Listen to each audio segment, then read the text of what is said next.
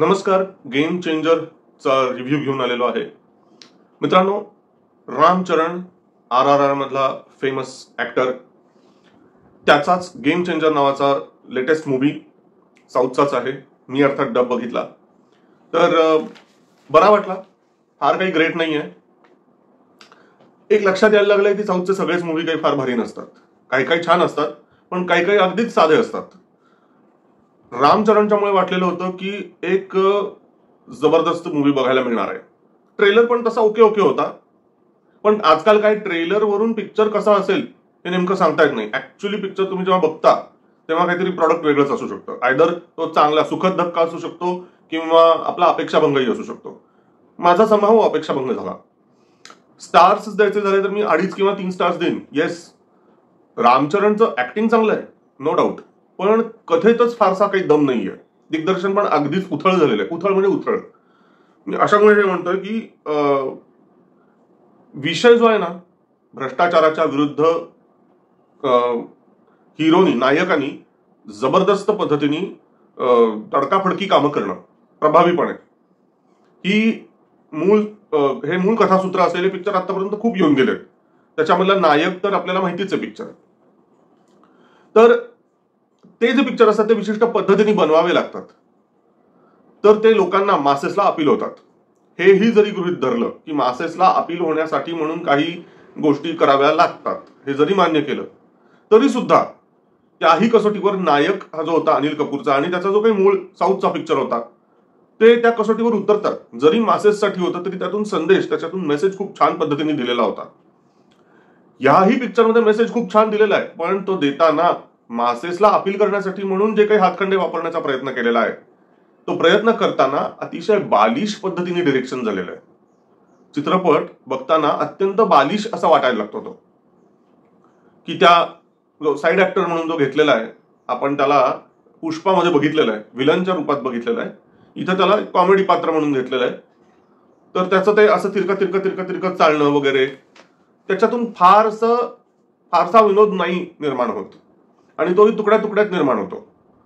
तर काहीतरी वेगळं दाखवायचं म्हणून तो केलेला प्रयत्न मला तरी फसल्यासारखा वाटला.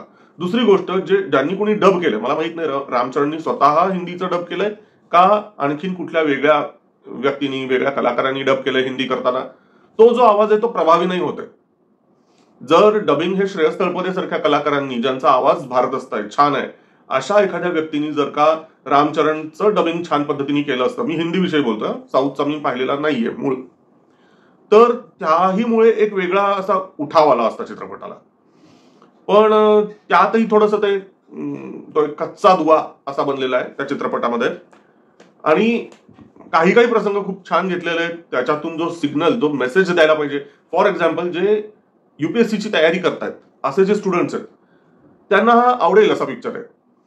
कारण त्याच्यातून काही काही कायद्यातले बारकावे अशा काही छान पद्धतीने सांगितलेत की मला सुद्धा आश्चर्य वाटलं. कारण मी स्वतः राज्यशास्त्राचा अभ्यासक आहे, त्यामुळे ते काही प्रसंग असे होते आणि त्याच्यातून येणारी इन्फॉर्मेशन, त्यातली जी माहिती त्यांनी सांगितलेली आहे, आणि अगदी त्याच्यामध्ये कायद्याच्या सुद्धा गोष्टी कित्येक अंतर्भूत केलेल्या आहेत, प्रशासकीय गोष्टी अंतर्भूत केलेल्या आहेत. म्हणजे तो एकाच वेळेला आधी तो IPS असतो, मग नंतर वेगवेगळ्या परीक्षांतून तो IAS होतो, आणि कालांतराने त्याची बदली होते, आणि मग नंतर तो निवडणूक अधिकारी बनतो.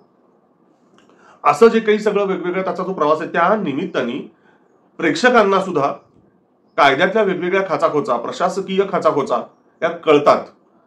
आणि पिक्चरच्या माध्यमातून लेमॅनच्यासाठी, कॉमन मॅनच्या दृष्टीने विचार केला, मी एक्सपर्ट्सच्या विषयी बोलत नाही, कॉमन मॅन जो आहे त्याला हे बारकावे जेव्हा लक्षात येतात चित्रपटाच्या माध्यमातून, तेव्हा ते आणखीन इंटरेस्टिंग वाटतं. एका वाक्यात सांगायचं झालं तर नायक हा चित्रपट कशावरचा होता, तर समजा लेखक, दिग्दर्शक किंवा तुम्हाला सुद्धा जर का आता निबंध लिहा आणि निबंधाचा विषय, मी जर 1 दिवसाचा मुख्यमंत्री बनलो तर, अशा स्वरूपाची ती थीम होती आणि त्याच्यावरती आधारित तो चित्रपट होता. तर तितकी बालिश थीम असून सुद्धा नायक हा प्रभावी पिक्चर बनला. हा गेम चेंजर हा पिक्चर, त्याची थीम बालिश बिलकुल नाहीये, कारण त्याच्यात तो लिटरली परीक्षा वगैरे सगळ्या देत देत मोठा अधिकारी बनलेला आहे. त्याच्यामुळे त्याची थीम खूप चांगली आहे. पण त्या थीमचा जो बेस आहे की मी जर निवडणूक अधिकारी बनलो तर, अशी जी थीम आहे आणि त्याच्यातून त्यांनी ज्या काही पद्धतीने पुढचा तो पिक्चर बनलेला आहे, निदान तो सेकंड हाफ म्हणजे मध्यंतराच्या नंतरचा जो भाग आहे तो बघताना असं वाटायला लागतं की अरे हे असं कसं होऊ शकेल. आणि अर्थात पिक्चर म्हटला की एंटरटेनमेंट आलं, आणि एंटरटेनमेंट आलं म्हटलं की लॉजिकला तात्पुरतं बाजूला ठेवायला लागतं. हे जरी खरं असलं तरी सुद्धा समहाऊ आपण आतापर्यंत असे पिक्चर बघत आलोत आता गेल्या 1, 2, 3, 4 वर्षात की गेम चेंजरचा म्हणजे आपण चित्रपट बघून झाल्यानंतर बाहेर पडताना त्या चित्रपटाचा प्रभाव आपल्या मनावरती राहील असं हाताला काही लागत नाही.